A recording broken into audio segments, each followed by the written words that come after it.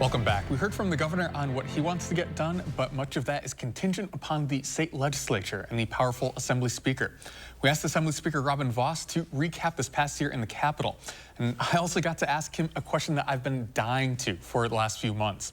Here's more from our conversation.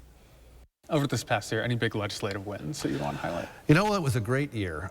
We did an awful lot of things that when you think back, there's really a huge number. Number one, if you think way back, we did a deal on shared revenue, biggest increase in spending in a generation. We had a housing package which focuses on trying to get more housing in Wisconsin, focusing on starter couples and things like that. We did a bill that focused on our budget. Of course, that had more funding for everything from spending on health care to schools and, of course, worker training. That was good. We had a package that came forward of a bunch of different election ideas. Those were good to get done. One of the things that I'm the most proud of is we had a bill dealing with literacy. We know that if you don't read at grade level in third grade, you are significantly less likely to be a high school graduate and more likely to be on government benefits. So I think getting a good educated populace is a great thing. We had some things that got across the Assembly, but still haven't yet gotten through the state Senate. One of those, we did over-the-counter birth control. I want to reduce the number of abortions, so having more access to birth control I think is a great thing for Wisconsin. We actually had a bill on processing ballots on Monday so that we have no late night ballot dumps, things like that. So hopefully those will get through the state Senate. We have some bills that will be introduced in the spring. Some of those were unfortunately vetoed by Governor Evers, or at least a version of it. Remember, we had two different tax cuts, one that was across the board, another one that was just focused on the middle class. The governor vetoed both of those. So we have way too much money in the state's till. We already did a pretty good increase for things, so I don't want to spend most of the money. It should go back to the taxpayer. So we're going to have a tax cut that comes out in January, which really focuses on retirees to try to keep more of people who are of retirement age dealing with a fixed income and all the inflation brought on by President Biden's policies to try to make sure they have more money in their pocket. So hopefully that'll be a win. We also know that there are our speaker's task forces, which of course have been working their way through the process. We have one on childhood obesity, another on truancy, another on making sure we deal with human trafficking, and then lastly on AI. So I think each of those bipartisan task force will have new ideas to bring forward. We, of course, have our UW deal, which I think was great that we found a consensus. So part of that is, the regions did their part by adopting the changes to DEI.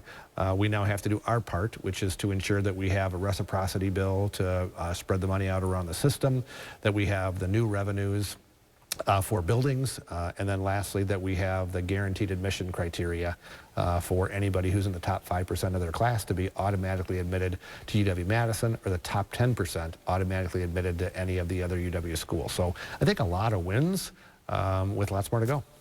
Yeah, so you've had a little bit of a tumultuous relationship with the governor, especially during COVID. Sure. I remember. How's that been this past year? It's really no different. So, one of the things that I've learned in this job is there are certain things you can change, and there are a lot of things you can't.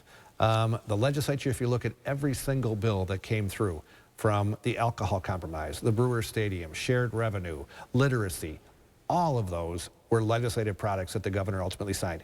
He had no real hand in them. He wasn't involved in negotiations. He really wasn't, at the table trying to find a consensus, but he signed them in the end. So other governors were much more hands-on. Governor Walker met with us every week and was involved in the legislative strategy. From what I understand, Governor Doyle and Governor McCallum, Governor Dreyfus, all did the same thing. Governor Evers is very much hands-off.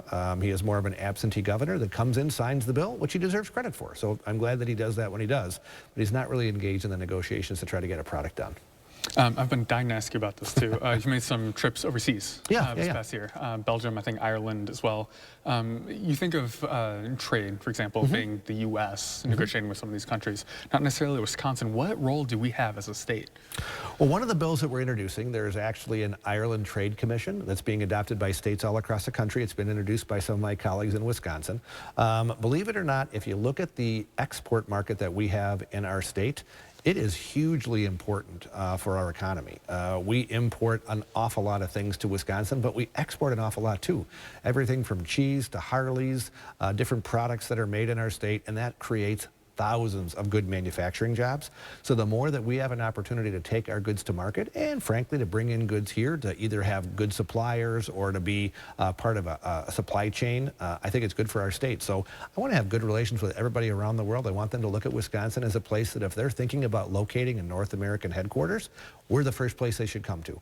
We have a great economy, we have amazing workers, and we have a pretty good tax climate that could be better, but we have a pretty good tax climate that makes an awful lot of companies want to come here. So every month we are seeing new businesses come here from somewhere, and I think that's a good thing for our economy, even though we need to do something to bring more workers, and that's the biggest challenge we face kind of on the workforce development front.